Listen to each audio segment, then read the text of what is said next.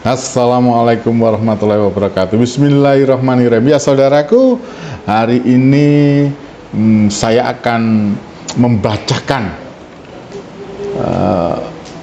permasalahan berhubungan dengan pagar laut di Laut Banten yang dikafling, juga dikafling dan diterbitkan sertifikat. Permasalahan pagar laut, kafling laut dan juga sertifikat laut ini tentulah berhubungan dengan reklamasi. Dan ternyata semalam itu kan, sehari kemarin saya itu di hari Jumat ya, di hari Kamis sama Jumat itu kedatangan tamu dari teman-teman aktivis, khususnya teman-teman aktivis hukum ya. Mereka juga aktivis, juga seorang praktisi hukum. Banyakan mereka praktisi hukum yang kenal dengan saya, dan mereka membahas tentang kondisi Indonesia umumnya dan menanyakan beberapa tentang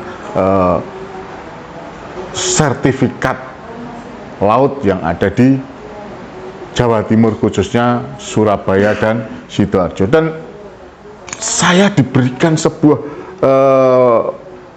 bukti tulisan bukti berita yang dikirimkan ke saya, saudaraku. Judulnya cukup mengagetkan. Jadi judulnya adalah "Ketika Reklamasi Bukan Cuma Masalah Jakarta".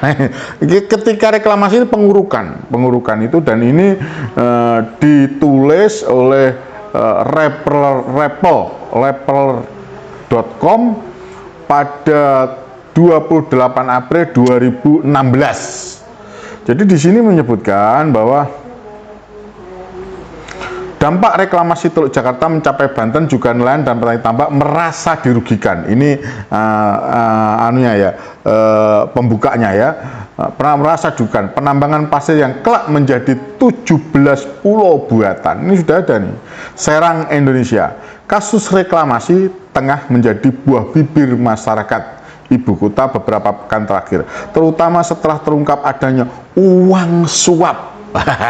Uang suap, kembali lagi, uang suap bernilai miliaran rupiah serta tumpang tindih perizinan yang menyeret banyak pihak. Ini berhubungan dengan laut. Ini berhubungan dengan 2016 di eranya Presiden Jokowi ya. Gaung penolakan atas upaya pembuatan 17 pulau di perairan Teluk Jakarta pun semakin keras. Nelayan-nelayan yang terkena dampak nyata reklamasi semakin lantang berteriak. Ini loh, ini 2017, 2016 itu nelayan sudah melawan atas pagar laut itu, mengganggu mereka. Ini jelas ini ya, mengganggu mereka. Demikian pula organisasi masyarakat yang sejak awal resisten terhadap proyek ini. Menurut mereka, rakyat kecil tak ada yang diuntungkan dengan pengerukan dan penimbunan pasir besar-besaran ini. Yang ada mereka semakin miskin, terancam kehilangan mata pencarian. Namun apakah dampak reklamasi hanya dirasakan mereka yang tinggal di Jakarta? Nah, ini ada pertanyaannya. Pemerintah melalui Kementerian Koordinator Bidang Kemaritiman dan Laut telah memutuskan untuk melaksanakan moratorium terhadap reklamasi Teluk Jakarta yang diinisiasi oleh pemerintah Provinsi Jakarta. Ini saudaraku, berita ini jelas bahwa di 2016, ya kan, ini kita ngomong 2016, ada masalah reklamasi. Dan itu berhubungan dengan Kementerian Koordinator Bidang Kemaritiman. Mungkin kalau sekarang pecah, sekarang salah satunya adalah Kementerian Kelautan dan Perikanan. Nah, ini saya baca langsung, saudaraku ya, dampak-dampak lainnya ya, berhubungan dengan ini. Ini ada proyek reklamasi nasional. Proyek reklamasi nasional ini Teluk Jakarta, ini lanjutannya. Saya potong saja karena agak panjang dong. Teluk Jakarta dan Banten hanyalah sebagian kecil dari reklamasi. Pantai yang ternyata juga berlangsung di seluruh Indonesia. Sebut saja reklamasi di Teluk Benoa, Bali, Pantai Boulevard, dan Teluk Palu, di Sulawesi. Nah, ini belum ngomongkan Jawa Timur yang sekarang ada ini ya. Berdasarkan data dari Koalisi Rakyat untuk Keadilan Perikanan, untuk keadilan perikanan ya, lokasi ini masih menyimpan sejumlah permasalahan terutama dari dampak lingkungan serta perizinan. Dampak lingkungan serta perizinan, makanya Walhi turun, saudaraku. Nelayan banyak yang dirugikan. Ini bertentangan dengan pernyataan Presiden, pernyataan Joko Widodo soal negara maritim. Ini menyinggung langsung loh, di eranya Pak Jokowi ternyata ya. Kita ngomong di eranya Pak Jokowi, silahkan basar-basarnya atau orang pendukungnya itu nyata ini. Ini rakyat yang berbicara. Kata Sekretaris Jenderal Kiara Abdul Halim saat ditemu Rappler di kantornya pada Senin 25 April. Ia berharap pemerintah dapat segera meninjau ulang proyek-proyek ini sebelum mendapat kerugian melebar ke pihak lain. Rappler.com.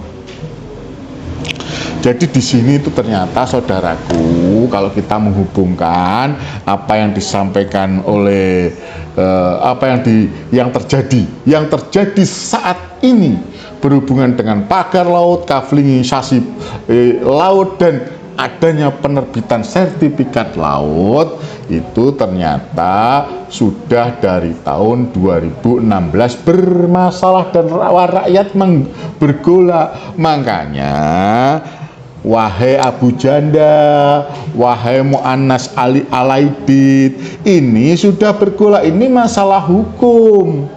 Rakyat sudah terdolimi lama. Maka jangan tarik-tarik masalah ini kepada masalah sara atau etnis. Ini kesewenang-wenangan. Kalau kamu memang orangnya benar menyatakan karena pernyataan jujur kamu, maka kamu akan melihat bahwa di sini ada kesewenang-wenangan, ada penindakan-penindakan yang mohon maaf.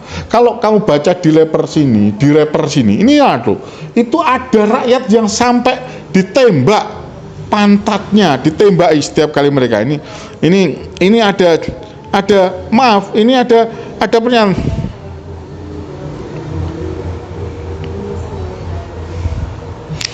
Nah, ini pernah didampingi masalah ini, didampingi oleh sejarawan yang bernama J.Z. Rizal. Saya yakin sampean tahu semua. Ini ada kesewenang-wenangan. Kalau dibaca di sini semuanya di dalam judul ini, pemirsa bisa dilihat judulnya cukup jelas, ya kan? Tetap akan saya sampaikan di sini, nanti akan saya tempelkan di sini. Judulnya adalah ketika reklamasi bukan cuma masalah Jakarta, berarti ini masalah nasional, bukan hanya di Teluk di laut Banten. Tapi saat ini yang yang dimasalahkan oleh rakyat itu yang ada di Banten kan, yang ternyata akhirnya diketahui semua.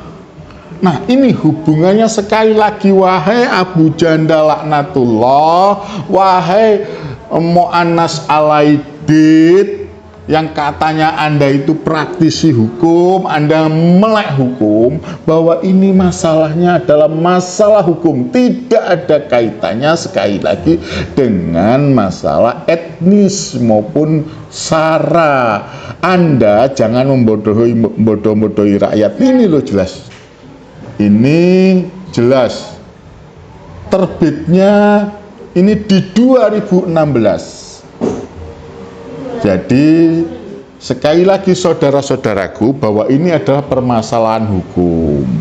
Jadi permasalahan pelanggaran hukum yang di situ ada kesewenang-wenangan, yang di situ ada abuse of power, penyalahgunaan kekuasaan. Nah, seperti yang dikatakan oleh Mas AHY, bahwa masalah sertifikat itu ada penyalahgunaan wewenang, dan saya percaya itu, saya yakin, ya kan. Mas AHY cuma sebentar, saya tidak membela Mas AHY, tapi Mas AHY dengan lugas, dengan tegas menyatakan bahwa ini ada penyalahgunaan kewenangan, yang mana memang terus terang berhubungannya dengan sertifikat itu adalah kantor tanah yang ada di daerah mana terbitnya sertifikat itu, yaitu kalau di Tangerang berarti di Tangerang, kalau di misalkan ya di Solo, berarti ada di Solo. Tinggal di mana saja tempatnya, karena ada setiap kantor Badan Pertanahan itu di setiap kabupaten kota ada. Nah, di situ ada penyalahgunaan wewenang, dan alhamdulillah saya berkeyakinan apa yang dengan ditunjuknya Mas AHY ini, Pak Prabowo yakin presiden itu tidak akan salah. Saya meyakini Pak Prabowo insya Allah berkeyakinan bahwa Mas AHY tahu, dalam arti kata bukan tahu waktu kejadian ya, mengetahui bagaimana cara menyelesaikan ini. Karena beliau pernah menjadi Menteri ATR BPN, bagaimana mengetahui kejadian ini nanti adanya sertifikat tanah ini diketahui dari mana. Ini saya yakin tunjukkan dari Pak Prabowo jelas, dan alhamdulillah Pak Nusron Wahid sebagai kepala BPN, ATR BPN juga terbuka. Tinggal sekarang aparat terkait, jaksa, polisi, KPK untuk menindaklanjuti. Ini yang bisa saya sampaikan. Ini judulnya di sini jelas, nanti akan saya kasih judul di sini. Insya Allah saya memberi judul adalah di tahun 2016 tentang pengurukan yang ada hubungannya dengan pemagaran laut, kafling laut, dan sertifikat itu sudah ada. Saudaraku, itu saja yang bisa saya sampaikan. Jadi sekali lagi ini untuk menjawab apa yang disampaikan oleh narasi jahat, narasi ngawur, narasi sontoloyo dari Abu Janda Laknatullah dan Mu'annas Alaidid, bahwa masalah ini tidak ada kaitannya dengan masalah SARA, masalah kebencian, dan Anda yang membawa-bawa masalah ini kepada seolah-olah masalah SARA dan masalah kebencian. Sungguh fitnah Anda akan dimintai pertanggungjawaban kelak di akhirat. Itu yang bisa saya sampaikan, saudaraku. Silahkan baca, buka di Google maupun ini di Twitter. Kelihatannya di Twitter adanya apa yang saya sampaikan. Itu dari saya. Tetaplah fokus bahwa pelanggaran hukum, baik itu dilakukan oleh perorangan, baik itu dilakukan oleh korporasi maupun oleh kelompok tertentu, tetap harus kita lawan. Apalagi kalau itu berhubungan dengan kedaulatan negara. Jangan takut melawan, karena insya Allah